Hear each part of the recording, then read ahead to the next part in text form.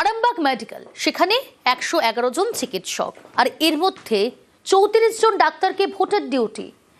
এত ডাক্তার ভোটের কাজে চলে গেলে তো চিকিৎসা পরিষেবা লাটে উঠবে। উদ্বেগ প্রকাশ হাসপাতাল কর্তৃপক্ষের।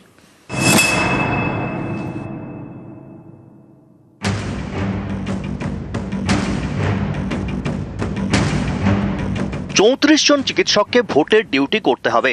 নির্বাচন কমিশনের এই চিঠি পেয়ে চিন্তায় পড়ে যায় আরামবাগ মেডিকেল কর্তৃপক্ষ।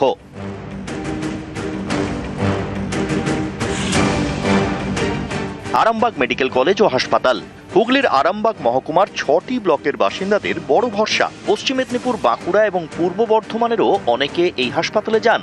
প্রতিদিনই ভিড়ে ভিড়। আরামবাগ মেডিকেলে চিকিৎসকের সংখ্যা 111। এর মধ্যে 34 জন ডাক্তারকে ভোটের ডিউটি দিয়েছে নির্বাচন কমিশন। এই হলো কমিশনের সেই নোটিশ।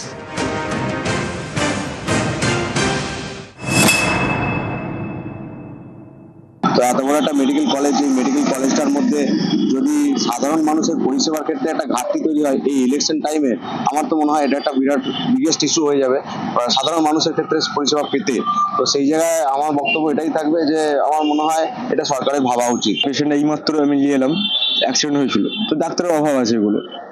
এগুলো নির্বাচন কমিশনের সামনে ইলেকশন আছে, ওগুলো তো 36টার মতো ডাক্তার উঠিয়ে নিয়েছে। তো সেই হিসাবে মানুষের যে ট্রিটমেন্টগুলো, ইমার্জেন্সি ট্রিটমেন্টগুলো হয়, ওগুলো এক হবে না ঠিক মতো। যেসব সাধারণ মানুষ যারা আছে, তারা যারা বেডে আছে বলুন, আদার্স কোনো জায়গায় যারা থাকে, তাদের সেই মতো ট্রিটমেন্ট হবে না। কিন্তু 34 জন ডাক্তার ভোটের কাজে চলে গেলে হাসপাতাল চলবে কিভাবে?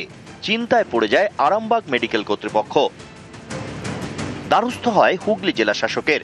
এই বিস্তর জল ঘোলার পরে 34 জন চিকিৎসককে ভোটের কাজে ব্যবহার সংক্রান্ত নোটিশ প্রত্যাহার করে নেয় নির্বাচন কমিশন।